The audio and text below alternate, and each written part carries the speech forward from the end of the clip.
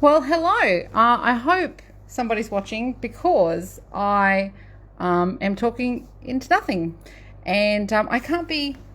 Hello. I can't be on the screen at the same time because I haven't quite got that all sorted yet. But sewing machine's on the screen, bits and pieces and things are on the screen, and I just chucked in just a little FaceTime experience for you as well. So every now and again, if you feel you need to connect with me, we can talk like this. Okay, so shearing elastic. When I did my announcement that I was going to do a live video, I said shearing elastic, and it was corrected to say that it should be pronounced shearing. So I'm going to do my very best to say shearing elastic today. So if you're not sure what I'm talking about, it's this technique where you have rows and rows and rows of elastic. It's really cool on the top of little girls' dresses, around the sleeves. Back in the 70s, we used to have sleeves right up to here. I didn't because I was a baby, but it's been kicking around fashion for a long time, and for a long time we did it with this stuff, shearing elastic. And the trick with this is it's the devil in a couple of ways. First of all, you have to hand wind it onto your bobbin, and a lot of people make the mistake of stretching it when you hand wind it onto your bobbin. So if you are going to use shearing elastic on the bobbin of your sewing machine, there's a couple of things to keep in mind. First of all, don't stretch it when you wind it on, because the tension of your bobbin case will do the stretching while it's sewing. The other thing that makes shearing elastic tricky is that it is very unpredictable. So you can't exactly determine how big the little like. That's so cool. You can't determine how big the finished project will actually be once you've finished doing rows and rows of shearing. So instead, I'm going to use a technique that I learnt when I very first started working way back at Sew This and That, like 14 years ago. And it was using this foot here. So this is called a three-way cording foot. Looks like so. And instead of using our mate shearing elastic, which we'll chuck over there, we're going to use hat elastic. So hat elastic like so. It's about 70 cents a meter. And the difference between hat elastic for shearing than shearing elastic is that hat elastic is actually, first of all, it's much stronger. So if you want to use shearing around the top of a skirt, this will stop your skirt from falling down if you pirouette too many times. And second of all, it's actually softer on the skin. When you're finished, you haven't got rows and rows of scratchy elastic. And of course, the best part is you can adjust it so that it fits you correctly. That's correct. Okay, so let's get started. I wrote myself some notes because I don't want to miss anything. Info feet. Okay, now specialty feet for your sewing machine, and I will bang on about this a little bit.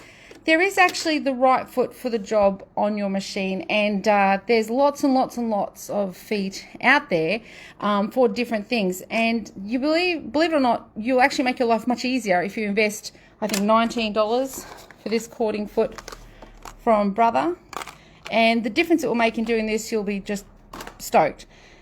Now, not only does it look cool on the top, but specialty feet also have a lot of variety underneath. So if you have a look at your normal sewing foot, it's completely flat. So its job is to smooth out the stitch as you sew. So if you're doing something like hat elastic and you try and sew that down, the hat elastic slips around under that foot and becomes very hard to manage, and then your stitches become very funky. So by going to a specialty foot, if you can see under here, it actually has a groove, like a recess underneath. So when that hat elastic, in this case, travels underneath, it actually doesn't move around. It's got a place to stay. So specialty feet do more than just, give you another reason to spend some money at your local cool sewing machine shop. They also help you do things much, much better. So we're going to take off our normal sewing foot and put on our three-way cording foot that looks like that. So make sure that you don't just see my hand. Beautiful. So click it on. And with most feet, the thread's going to tuck underneath so that it doesn't get caught up while you sew. So that foot's on. Tick, foot. Now the other things you're going to need is, for effective shearing application, we're going to use calico today because that's a nice smooth palette for us. And then we're going to use a thread that's the same color as the fabric. So close as you can get. I'm going to use orange on top, which isn't going to blend in, but it means you can see it while I'm working. So I have a bobbin wound with the same color as my calico, and the top thread is bright orange. So while you're working, you're actually working wrong side up in this instance. So we're actually going to have the right side of the fabric down. Oh, hi Mum, I can see you watching. Right side of the fabric down and wrong side up. And we are going to use a zigzag. So let's get started. Single layer of fabric. Now I know when I do classes I bang on about not sewing into a single layer of fabric because it will cause the fabric to gather up, but we want it to gather up this time. So we're going to use a single layer of fabric. And here is our hat elastic. So I'm going to put the hat elastic in, and I might just take the foot off for a second so you can see close up what I'm doing. The hat elastic is going to go under the foot like so, and then clip in to the little guide. Do you see that? Do you see that? So there you can see that's actually going to hold the hat elastic in place for us so that we can stitch it down. So I'm going to take that off and put it on the machine. I cannot tell you how nervous I am. I mean, I have no trouble talking in front of a big bunch of people, but in the shop all by myself on the camera, freaking out. Okay, so thread goes back in under the foot. You can all see it. Can you give me a thumbs up if you can see that okay? Oh, such a good teacher, Penny. Oh, thank you. So I'm going to click my elastic into place like so, and I'm making sure that my thread, you don't realize how old your hands are until you see them on camera. So I'm going to make sure the thread's not caught into that elastic. So the elastic is laying flat under the foot and the foot clicks down on top. So now you can see that foot is actually helping us hold that elastic in place, and we don't have to concentrate too much because the foot's doing all the work for us. So 1, elastic. 2, how are we going to make the elastic stay on the fabric, I hear you think? So I am going to choose a zigzag stitch. You'll have to trust me, over here on my machine I'm choosing a zigzag stitch. Now what we want is, we want the zigzag, so if this is my elastic, we want the zigzag to go backwards and forwards over the elastic like so. And we don't want it so big that we have a big fat gap around the elastic, but we don't want it so small that it catches the elastic. So we're going to do a bit of trial and error, and I'm going to guesstimate, secret, I already tested it, 3 millimeters in width. So we're changing the width of our zigzag stitch to 3 millimeters. Well, I'm freaking out the focus on my camera. Look, so 3 millimeters in width. That's how far the needle is going to move either side of our elastic. Now the other thing we don't want, I'm going to draw it again, we don't want our zigzag to be super duper close either, because it takes forever to sew, and also it's not going to wrinkle up very nicely because it's got all those stitches in the way. So we're going to change our stitch length on our zigzag. It's defaulting at 1.5, and we're going to change it up to, I'm going to take a guess, secret, I tested it, to a length of 3. So we've got a width of 3 and a length of 3, and we're going to get going. So just nothing fancy. Find my foot control. All right, and let's go. Well, I'm going to look at the machine, not the camera, and we're sewing. So we're going to sew. Now as I'm trying to sew, I'm not getting any joy because the elastic's moving a little bit. When we come back and do it again, I'm going to show you how to stop that from happening, but the whole idea now is just understanding what's going on. So zigzag either side, and I don't have to hold, I can just put this over here. I don't have to concentrate on holding this because the foot is holding it in place. So you get to the end of the seam, and then this elastic, we're just going to pull it out of the foot, and then as you can see, that zigzag has stretched all over the top and holding that elastic into place, but most importantly not pushing into the elastic. So it's like a little casing for the elastic to go into. So on that side, obviously you can see bright orange because I've done orange, but if we flip it over, see, it just disappears into the wrinkle. Now, the reason that we love this so much is A, that's heaps easier than fighting with the shearing elastic in your bobbin. But B, and most importantly, if we want this to be a tighter gather, we can go ahead. I'm regretting putting this on my hand now.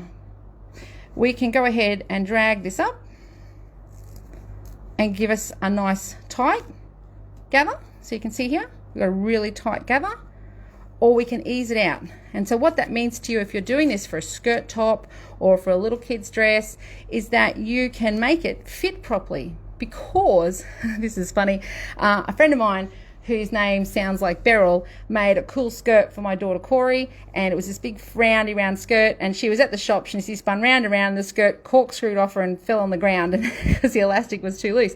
So I never fixed the elastic because, you know, I knew she'd grow into it. I didn't want to rush into it. But when you're doing shirring, it's very common that shirring is either way too tight or way too loose. And here you can control it. So step one, understanding how to set that shirring up. We need revision, our cording foot, our hat elastic. Our zigzag is set to 3 wide and 3 long. And we have stitched down through the middle setting on our foot. Cool? Sweet. Okay, so looking at my notes, 2. Okay, so let's talk multi-lines of shearing. So rows and rows and rows of shearing, which looks like, so organized when I sat down and, oh, here it is. It looks like that. So to get this here, this is all about personal preference for you. If you're doing something that you want it to be close together, then you can stitch it closer together. The only limitation you have is how close you can get to the previous row of stitching with your foot. So here we can get quite close, but just use my little fabric control tool. At the moment we're sewing with the elastic in the middle, so this is about as wide as we can go. On some models of machines, usually your quilting machines, you can choose a zigzag, but you can also change the position of the zigzag. So if you wanted to get very close, you could actually move your whole zigzag over to the left-hand side of the foot and use the left groove here. But for us today, I think that's pretty close. I don't think we want to sew closer together. I've marked 1/2 inches, I think, on that one there. So to do that, you don't need me to show you how to rule a line, but I've just gotten my duo marker. And if you don't have a duo marker, spend like $11.50 and buy them, because you can draw really cool pictures on things. Hello. And then you can iron them, and then when you're finished, you can go ahead and just erase it right away. So it gives you something you can see and then immediately get rid of, and the joy of it is you don't have to get everything wet to do it. Okay, so rows of elastic. Once you've done your rows and rows of elastic like so, you can then go ahead and form a seam to finish these off. So I'm going to do it on this little sample here because I don't want to be banging on all night, take up your time. But what we're going to do is we're going to sew a straight stitch, and this will be the seam of our skirt or our cuff or whatever it is that we want to do. And when we do that seam, what we need to make sure is that we go through, use my pointer tool, this one. We want to make sure that we go through our elastic all the way down. And we also want to make sure we make our straight stitch smaller than its normal length. Its default length for a straight stitch is 2.5, and we want it to be probably around about 1.8. And what that means is the smaller stitches will get a couple of stitches into that shirring elastic rather than just one as it goes. And you'll just catch that into the seam of your garment, and that'll hold it all into place. Now, when we started, I was banging on about your elastic slipping around, so I'm going to show you how to fix that. Bit of calico, bit of shirring elastic, no, I'm not joking, it's hat elastic, and click it in.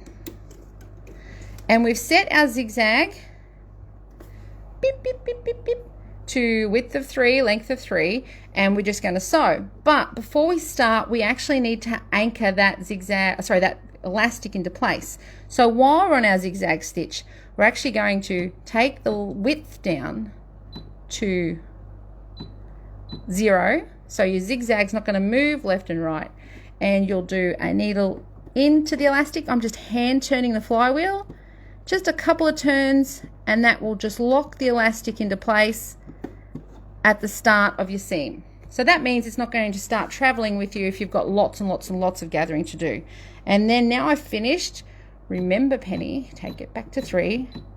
I wrote a note to myself, take it back to 3, Penny, so you don't forget. And then, whoop, foot control, off you go, and that will hold it. Now the next thing with this is, if you want to, you can make it extra tight and actually stretch the elastic as you go. If you want to do that, you're going to get an incredibly tight ruffle when you've finished. And you probably wouldn't want to do that with calico and harder fabrics like our lovely patchwork fabrics, because it's going to be quite thick and bulky. But if you're doing fine fabrics, then you can do this and get a really tight ruffling as you go, or gathering rather as you go.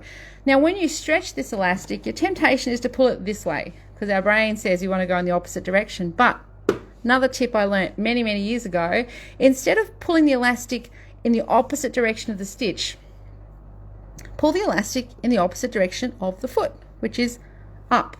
So the foot is pushing down and it's actually holding the elastic in place while you pull up. So you aren't pulling against the natural direction of the machine, you're pulling against the natural grip of the foot. So I'm going to pull that elastic up. Oh, snapped myself. Okay, and I'm going to pull it up and then off we go. And now that's not riveting action, so I'm going to stop there and trim it and snip the thread. Those of you with a brother with scissor function, that's the best sound in the whole world. So as you can see here, we've got a really tight gather where we stretch the elastic, so it's actually quite puckered up. Cool. And then again, if we want to change that, we can still go ahead and drag this up and down the elastic. Now to finish off, the last thing I want to talk to you about, is using hat elastic to do this sort of work on kids stuff, around the hems of kids' bloomers and around the sleeves of their tops. It's a really great way to give an extra bit of something to it without any fuss or drama. And all you do is turn put it up here so you can see it.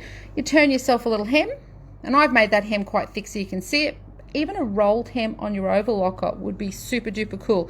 Roll the hem on your overlocker and then come back through and stitch this elastic in using your cording foot, using this technique we've learnt today, and then it gives you this lovely little bloom that you can then adjust. Like I said, the benefit of this versus shearing elastic is that you can drag this up and get it to fit their little legs if they've got chubby little bubby legs, or if they're going to have it a little bit looser so it's not so tight. You can control all of that here, and then again just catch that into the hem, or the side seam.